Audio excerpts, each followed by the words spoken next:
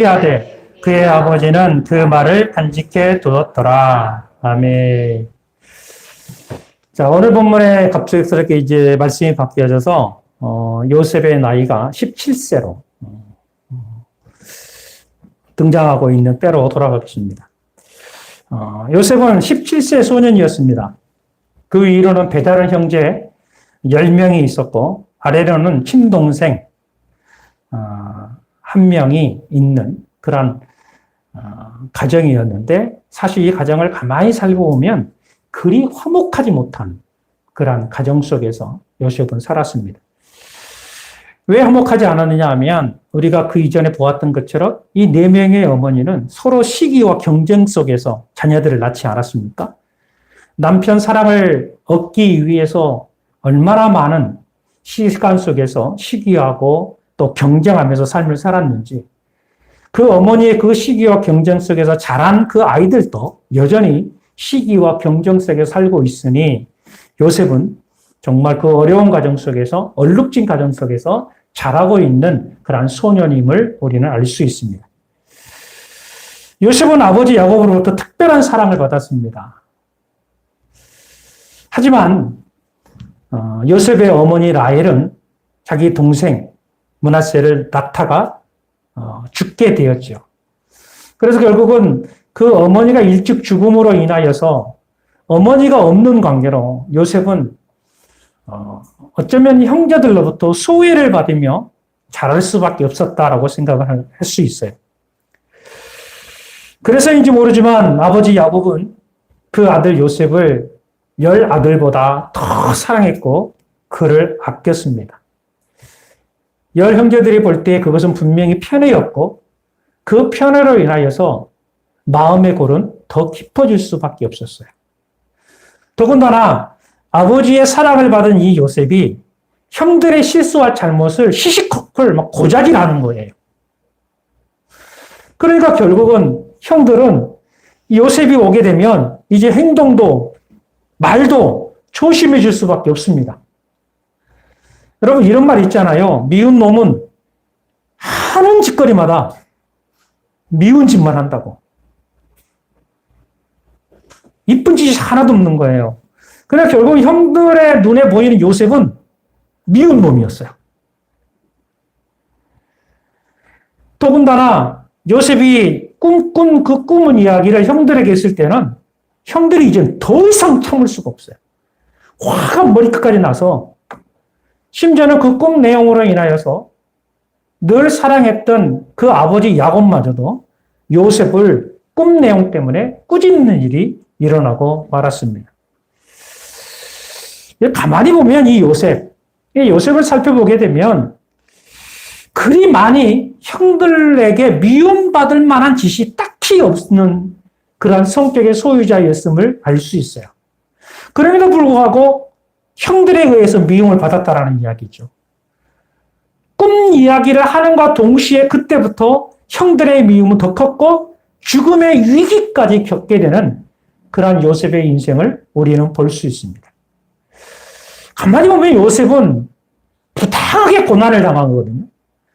아무 잘못도 한 것도 없는데 그의 인생을 보면은 미움당하고 고난당하고 죽음의 위기를 경험하고 심지어는 팔림을 당하고 옥에 갇히기도 하고 이러한 인생을 살아갈 수밖에 없는 그런 요셉의 모습을 보게 되는 거죠. 왜 이렇게 요셉은 이와 같은 생을 살아야만 했을까에 대해서 우리는 한 번쯤 생각해 볼 필요가 있습니다. 그럼 다윗을 보게 되면 다윗 역시 8번째 아들로 있음을 보게 돼요. 그런데 이 다윗을 가만히 연구해 보게 되면요, 이 다윗 역시 아버지로부터 형으로부터 완전히 소외된 삶을 살았거든요. 정말 외로운 삶을 살았던 사람이 다윗이었어요. 그 다윗의 시편을 보게 되면 그의 외로움과 그의 고독이 얼마나 컸는지 직접적으로 다윗 스스로가 고백하고 있는 시편 25편 이렇게 기록되어 있어요. 주여, 나는 외롭고 괴로우니 내게 돌이키사 나에게 은혜를 베푸소서. 내 마음에 근심이 많사오니 나를 고난에서 끌어내소서. 이 다윗이 그렇게 고백을 하고 있는 거예요. 나는 너무나 외롭고 괴롭습니다. 그렇게 표현을 하고 있다는 이야기죠. 17세 소년, 어머니를 잃어버린 소년. 다른 형제들은 다 어머니가 있어서 엄마와 함께 이렇게 저녁을 먹고 밤을 지새우기도 하는데 그것을 볼 때마다 그 외로움은 더해갔으리라고 생각을 합니다. 동생 므낫세를 볼 때마다 없는 어머니, 계시지 않는 어머니가 더 그리웠고 보고 싶었을 거예요. 날이 저물어서 모두가 다 들에서 집에 돌아와서 사랑하는 어머니와 노손도손 대화를 나누고 나면 그때 그 요셉은 그 외로움과 고독은 더했을 거라고 저는 생각을 해요. 그런데 그나마 위안이 되었던 것은 아버지의 사랑이 있었던 것이죠. 아버지 야곱은 그 아들 요셉에게 옷을 지어주었는데 그것이 채색 옷을 지어주었다라고 했어요. 여러분 채색 옷의 의미가 뭐냐면 채색 옷은요. 당시 형향 색색으로 염색된 아주 고급스러운 소재로 만든 옷이었습니다. 그 소매에 달린 그러한 그 고운 옷에 보면 여러 가지 그림도 그려져 있고요. 수로 아름답게 만들어져서 정말 화려하게 만들어진 게 채색 옷이에요. 그런데 이 옷을 누가 입었느냐 하면 당시 왕족이나 부유층들이 입었고 그 왕족이나 부유층 가운데 우두머리, 그 집안의 가장 존귀한 자가 입은 옷이 바로 채색 옷이었습니다. 그러므로 이 채색 옷은 부유함의 특권이었고 그 집안의 자랑거리라는 그런 의미가 입혀진 옷이 채색 옷이었다라는 것이지요. 그 옷을 야곱이 요셉에게 입혀 주었던 것입니다. 그런데 흥미로운 것은 뭐냐면 왜 야곱이 요셉에게만 이 옷을 입혀 주었을까 하는 거예요. 어떤 의도를 가지고 11형제가 있는데도 불구하고 요셉에게만 그 옷을 입혀 주었느냐 하는 거죠. 우리는 이 요셉에게 옷을 입혀 주었던, 그 채색 옷을 입혀 주었던 야곱을 조금 더 생각해 볼 필요가 있습니다. 이것은 우리는 하나의 아비의 마음으로 볼 수 있어요. 하지만 여러분, 물론 요셉이 다른 형제들보다 더 예쁘고 더 사랑스러웠기 때문에 아버지가 요셉에게 이 채색 옷을 특별하게 입혀줄 수도 있었을 거예요. 그러나 여러분 그것보다 더 중요한 게 있어요. 뭐냐 하면 요셉은 누구냐 하는 거예요. 요셉은 누구냐 하면 바로 그거예요. 야곱이 제일 사랑했던 4명의 아내 중에 제일 사랑했던 여인이 누굽니까? 라헬이죠. 라헬이에요. 가장 사랑했던 라헬. 그 라헬의 아들이 누구예요? 바로 요셉이에요. 그래서 야곱은 가장 사랑했던 아내의 아들이었기 때문에 특별히 요셉을 사랑했음을 우리는 볼 수가 있습니다. 바로 이것은 특별한 상이고 선택적으로 그를 사랑했던 것을 볼 수가 있습니다. 그러므로 사랑하면 이렇게 다 되는 거예요. 그런 요셉의 사랑에 또 한 사람에게 집중되고 또 한 분이 집중되고 있는 것을 보게 되어져요.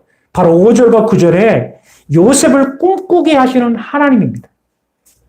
여러분 구약에 볼 때에 이 꿈의 내용은 어떤 거냐면 하나님의 계시의 도구였어요.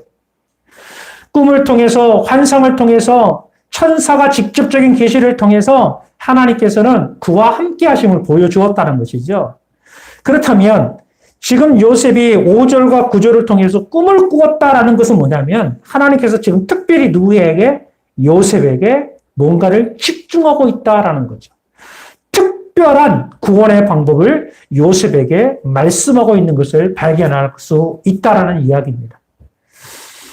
요셉은 이와 같이 그리 행복스러웠지 못한 그런 가정에서 형제들 간의 수많은 갈등 속에서 어머니를 잃어버린 그 외로움 속에서 그 환경 속에서도 요셉은 선택적으로 특별적으로 아버지의 사랑과 하나님의 사랑을 받고 있다라는 사실이에요.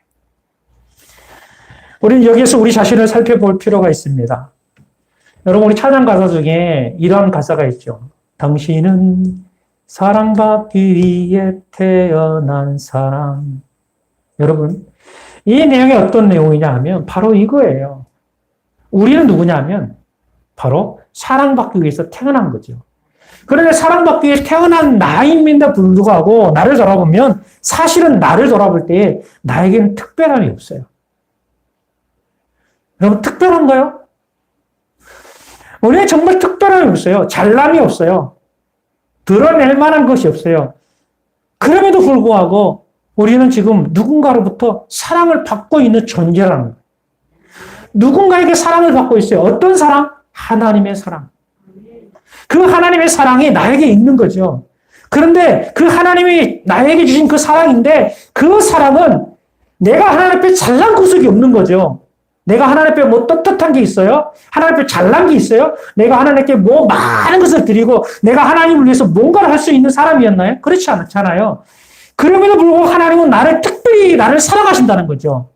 나에게 사랑을 주시는 거예요. 무엇 때문에?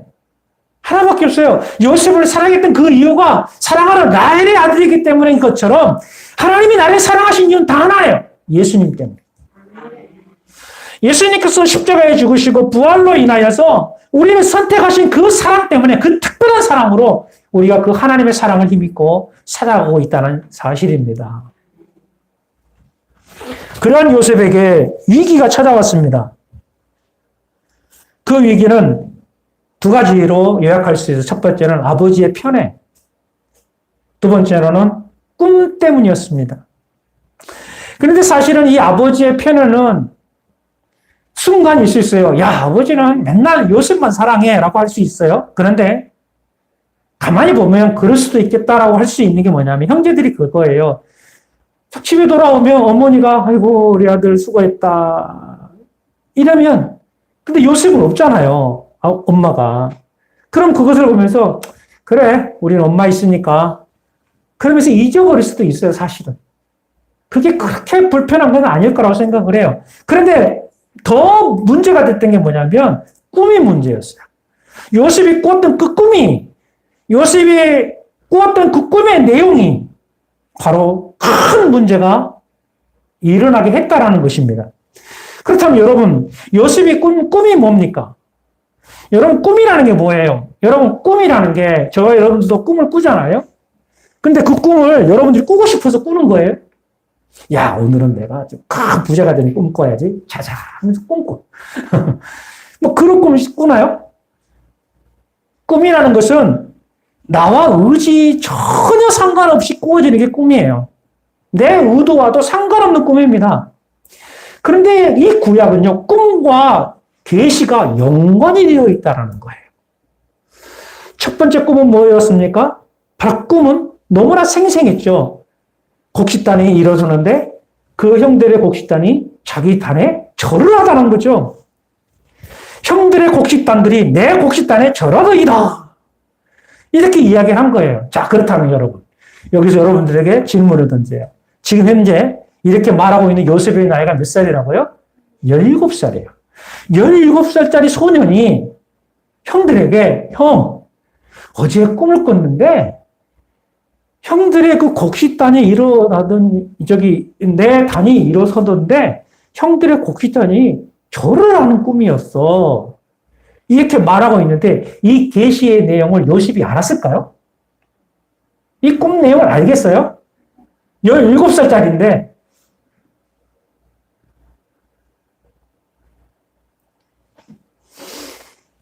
그런데 형들이 이 말을 듣자마자 반응을 하는 거예요. 그렇지 않아도 이 눈에 티 같은 존재가 미운 놈인데, 미운 짓거리 하는 놈인데, 꿈 이야기를 하니까 갑자기 뭐 화가 나는 거예요. 내 곡식단이 요셉의 곡식단에 절을 한다는 의미를 부여하니까 화가 나는 거예요. 자존심이 생긴 거예요. 야, 이 쓸데없는 개꿈 가지고 지금 우리를 놀리는 거야? 그렇게 됐겠죠.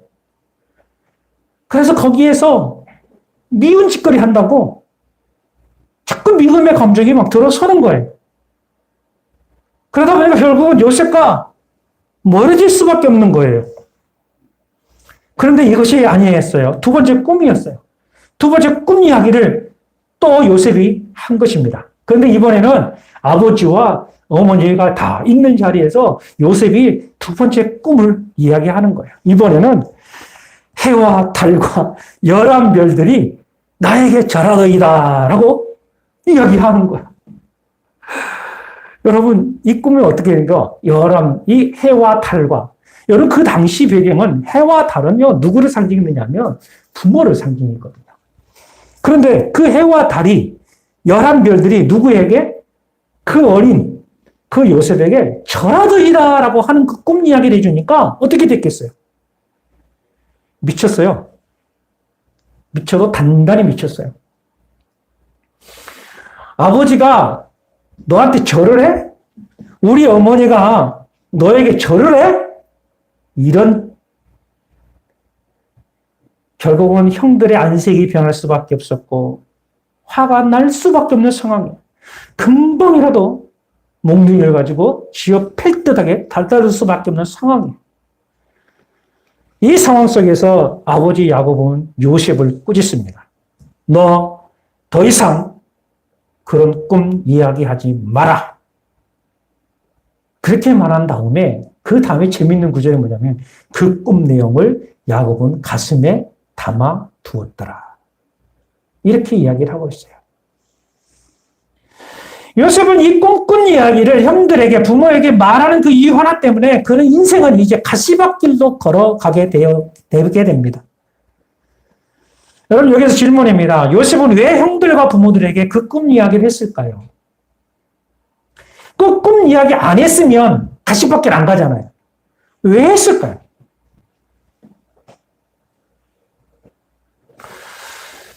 만약에 우리가 요셉이라고 한다면 여러분 그 꿈 이야기를 하겠어요? 안 하겠어요? 여러분 같으면 하겠어요? 뭐 여러분들이 이제 나이가 먹었으니까 하겠죠.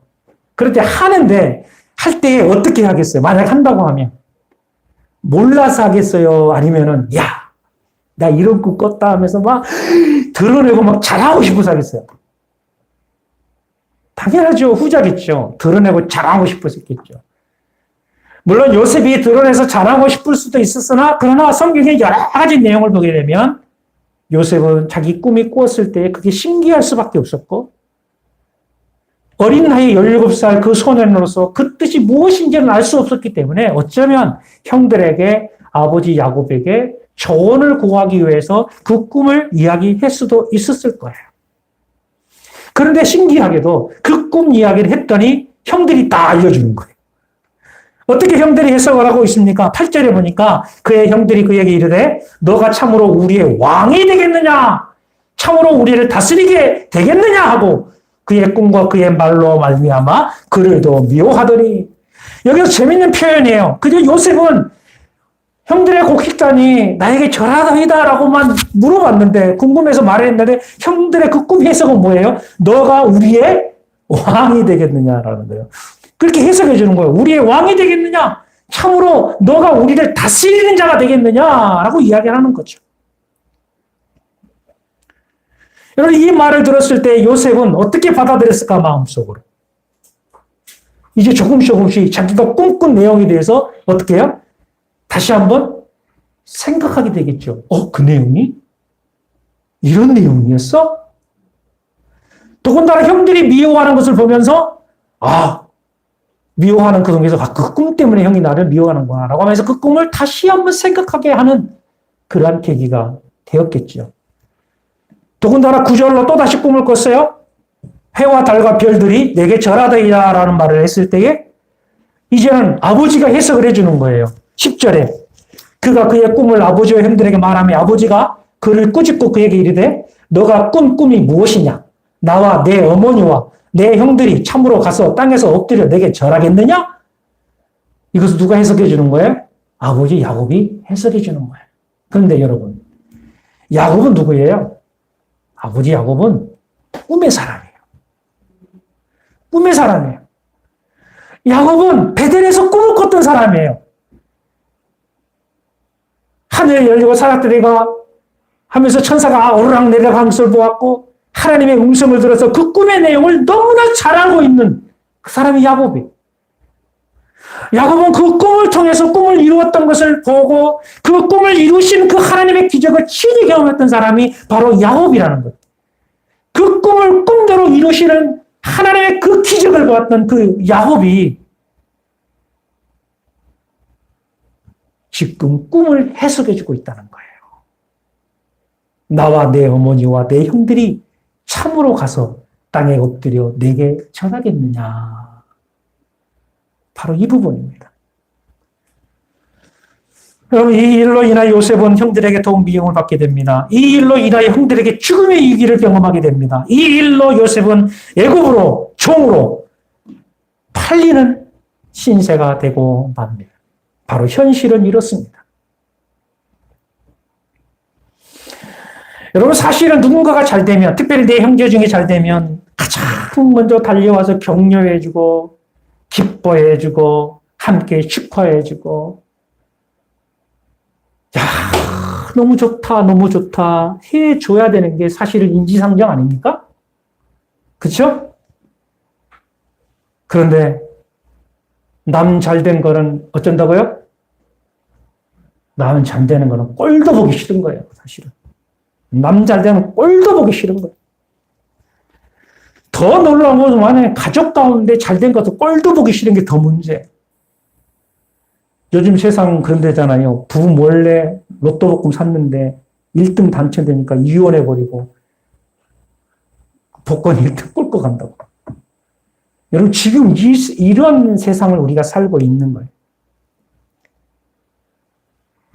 요셉의 가정이 그러했다는 거예요. 잘된 것을 꼴도 보기 싫어하는 가정이로 요셉의 가정은 그러한 가정이에요. 상처받은 가정이었다는 거예요.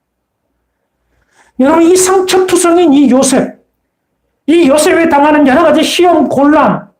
여러분, 이것을 어떻게 봐야 돼요? 그냥 일반적으로 시험을 봐야 아니면 욥이 당한 고난, 욥이 당한 하나님이 시험하시는 그 시험으로 봐야 될까요? 어떻게 해야 될까요? 여러분, 기억해야 돼요. 지금 현재 이 욥이 이러한 고난을 당하고 있는 나이가 몇 살이냐면 60세도 아니고 90세도 아니고 100세도 아니고 17살 소년이에요. 저 17살 소년이 이런 고난을 지금 현재 당하고 있다니까요. 형들의 미움, 왕따 당함, 부당한 고난.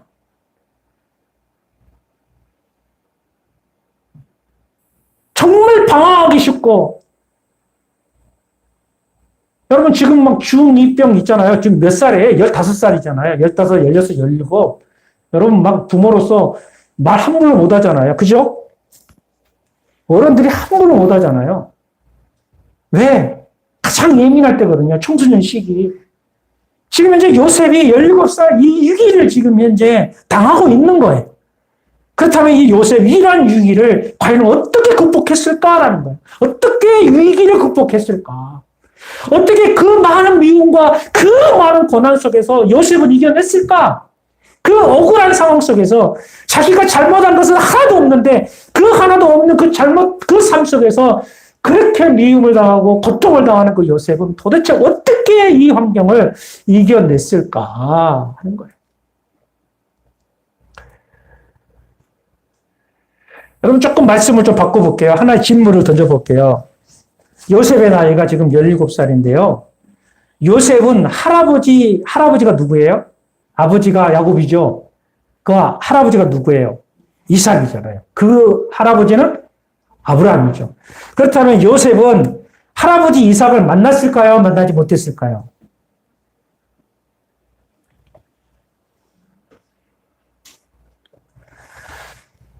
성경을 쭉 살펴보면 야곱이 브에세바에 도착을 해요. 삼촌 라반 집에서 에돔에서 그리고 다시 베델에서 이제 브에세바 아버지가 살고 있는 그 브에세바로 도착을 했을 때 그때 아버지 이삭의 나이가 180세에 죽습니다. 이때 야곱의 나이가 120세였어요. 그러니까 아버지 이삭이 죽은 나이가 180세였고 그 180대 죽은 나이에 야곱의 나이가 몇 살이냐면 120세라는 거죠. 근데 야곱이 요셉을 낳았을 때 나이가 몇 살이냐면 90세였습니다. 90세였어요. 그 요셉은 결국은 90세에 어디서? 삼촌 라반 집에서 태어난 아이예요. 쭉 왔어요. 그렇다면 요셉의 나이가 현재 17살로 간다면 대략 이것을 계산해 보면 이삭이 별세한 뒤, 이삭이 죽은 후 10년 후에 요셉이 팔림을 당하거든요. 10년 후에. 그렇다고 한다면 몇 살 정도까지 이삭과 같이 있었을까요? 최소한 7년에서 10년을 요셉은 이삭과 함께 있었다라는 거예요. 그렇다면 여기서 힌트가 있어요. 자, 요즘은 할아버지와 할머니가 누구를 봐요? 손주, 손녀를 보죠. 손주, 손녀를 볼 때 어떻게 봐요? 그냥 가르칩니까? 하나부터 열까지 가르치잖아요. 우리 이재영 집사님 애들, 손녀들 보면 어렸을 때부터 쫙 이렇게 가르치는 거 보면 신앙훈련. 신앙훈련. 하나님 앞에서. 그걸 가르치는 것처럼 여러분들 다 마찬가지죠. 손주, 손녀들 다 가르치는 것처럼. 아마 이삭도 역시 그 어린 요셉, 그 어린 요셉을 붙들고 어떻게 했을까요? 요셉아, 사랑하는 요셉아, 나의 손주 요셉아, 내 아버지 아브라함 이야기 좀 들어볼래? 가르쳤겠어요? 안 가르쳤겠어요? 하나부터 열까지 다 가르쳤습니다.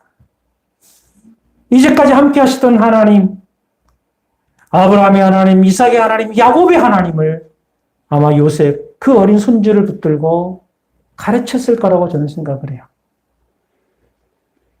지금 우리 가정이 이와 같이 복을 받았던 것은 저 갈대아우르로부터 하나님께서 꿈에 말씀하셨고 그 꿈대로 우리 할아버지 아브라함이 따라서 움직였더니 이와 같이 큰 복을 주셨고 지금 이와 같이 우리가 복을 받을 수 있었던 이유는 바로 그 꿈을 이루신 하나님이었기 때문에 그 하나님이 함께 하셨기 때문에 이와 같이 우리가 복을 받을 수 있지 않았겠니라고 하면서 이 모든 삶을 사랑하는 손주 요셉에게 가르쳐주지 않았겠습니까? 바로 요셉은 그 할아버지를 통해서 하나님의 꿈은 반드시 이루어진단다.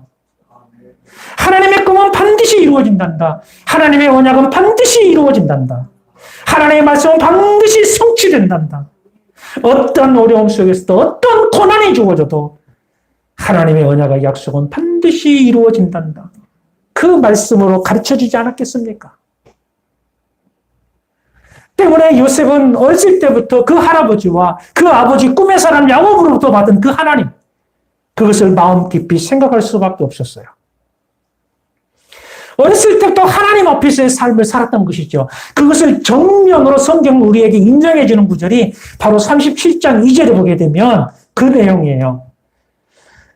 형들의 잘못을 아버지에게 말하는 장면이 나오는데 여러분 이것을 우리는 분명히 형들의 잘못을 야곱이 꾸준히 알려주는 것을 마치 고자질하는 것처럼 보이는데 이것을 그렇게만 보기는 어려워요. 왜 그런가 하면 성경 원문에 보게 되면 이렇게 표현되어 있습니다.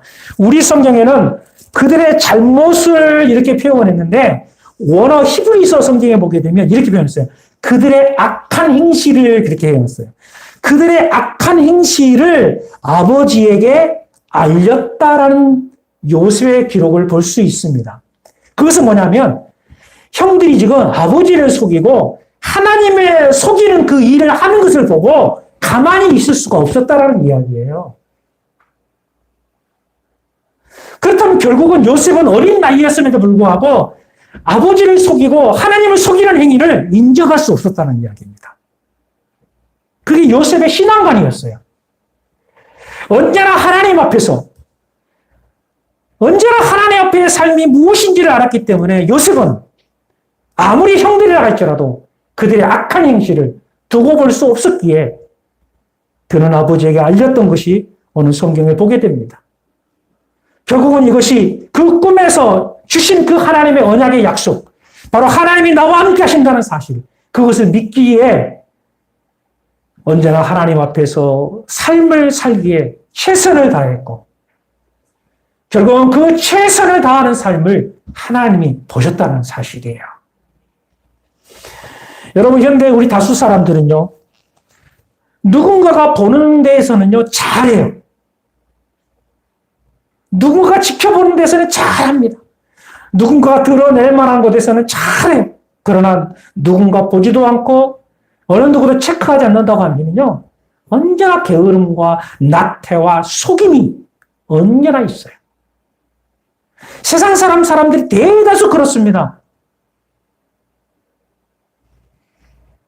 그러다 보니까 세상을 의식하고 세상 것을 소유하다 보니까 사람이 정직해지지 못한 거예요.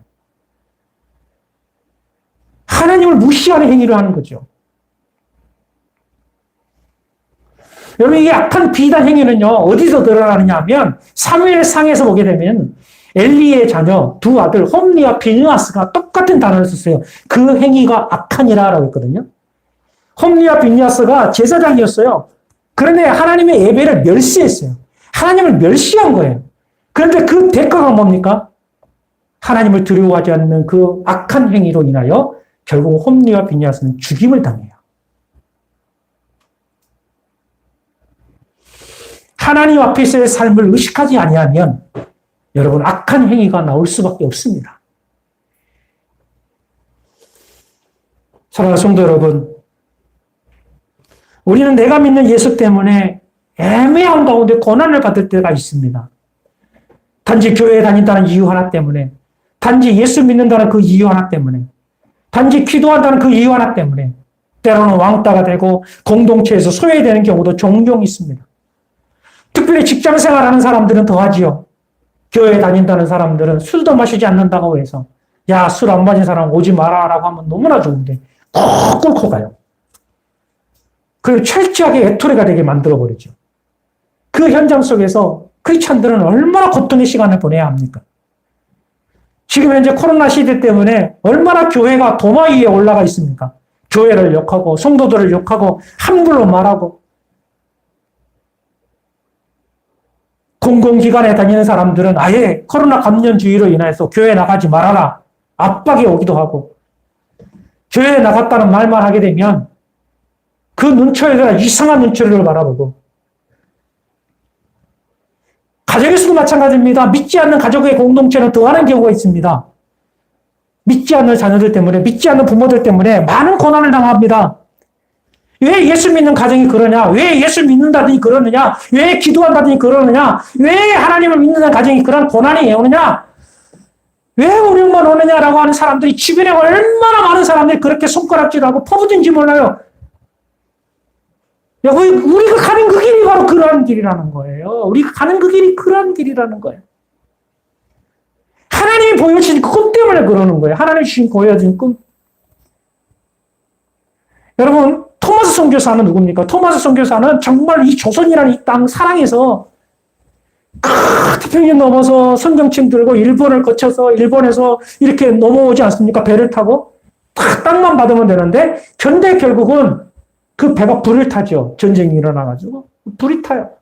불이 타니까 어때요? 살아야 되지 않겠어요? 그 토마스 선교사는 그 불이 타니까 결국은 살기 위해서 목만 뛰쳐나올 수도 있는데도 불구하고 그 성경책을 몸에 껴안고 이렇게 나오지 않습니까? 탈출하죠. 그런데 탈출해서 예수 믿으라는 말 한마디도 못하고 결국은 군병위에서 죽어요. 순교를 하는 거예요. 이해가 되나요? 하나님께서 보여주신 그 꿈을 향하여 나아갔더니 이런 일이 당하는 거예요. 하나님이 보여준 그 꿈을 향하여 나아갔더니 이런 일들이 당하는 거예요.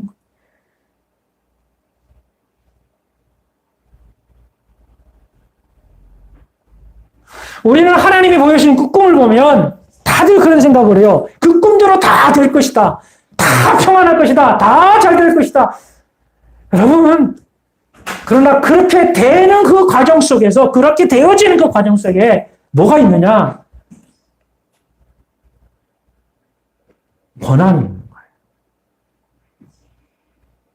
미움을 당하고, 핍박을 당하고 손가락질을 당하고 곤란한 일을 당하고 성경은 이것을 애매하게 고난이 주어진 것이다 라고 표현하고 있어요. 애매하게 고난이 주어진 것이다.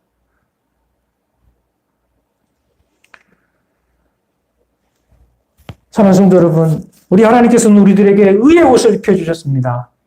갈라디아 3장 27절 누구든지 그리스도와 합하기 위하여 세례를 받은 자는 그리스도로 옷 입었느니라.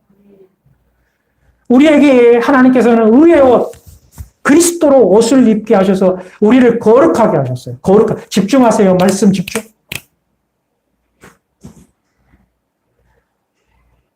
의의 옷, 거룩한 옷을 주셨어요. 그런데 이것이 완벽해서 준 것이 아니죠. 여전히 말의 실수도 많고 나이가 많이 들어도 여전히 연약하고 어리석고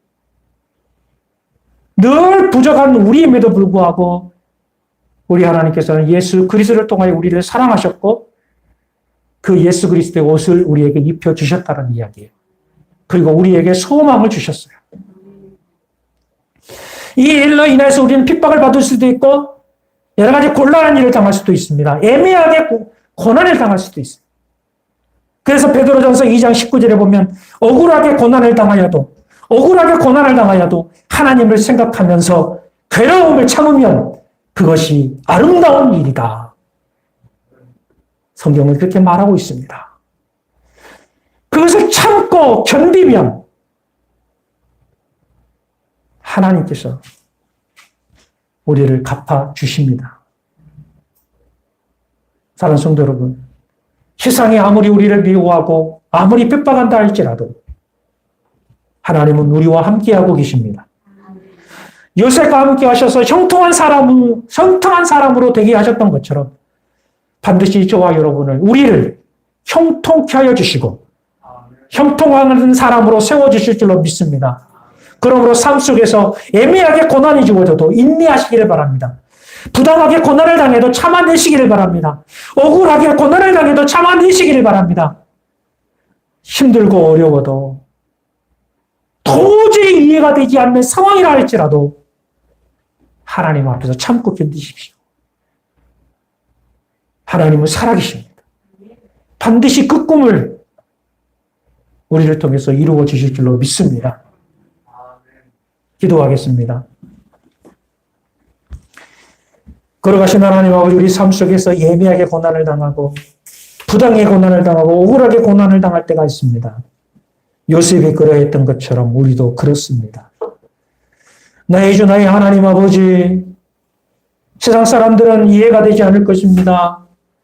때로는 우리 자신 스스로도 내가 왜 이런 고난을 당해야 되는지, 왜 내가 이런 일들을 당해야 하는지 이해가 되지 않는 경우도 종종 있습니다. 그러나 분명 하나님은 오늘도 일하시고 계시고 하나님은 반드시 그 일을 이루어 주시는 분이심을 믿습니다. 그 꿈을 이루어 주실 줄로 믿습니다. 그러므로 우리 사랑하는 성도들, 우리 주 예수 그리스도와 함께 연합하여 그리스도의 옷을 입었기에 하나님의 특별한 사랑을 받고 있다는 사실을 믿고 지금의 모든 삶에서 인내하게 하시고 이겨내게 하여 주시옵소서. 고난을, 곤란을, 힘듦을 참고 견디어 하나님 앞에서 잘했다, 칭찬 듣는 복 있는 하나님의 거룩한 사람들이 되어지게 하여 주시옵소서. 우리 주님이 함께 하시고 도우시기를 간절히 바라옵고 살아계신 우리 주 예수 그리스도의 이름으로 간절히 기도하옵나이다. 아멘. 우리 다 일어나서 지금 찬양하고 예배를 마치겠습니다.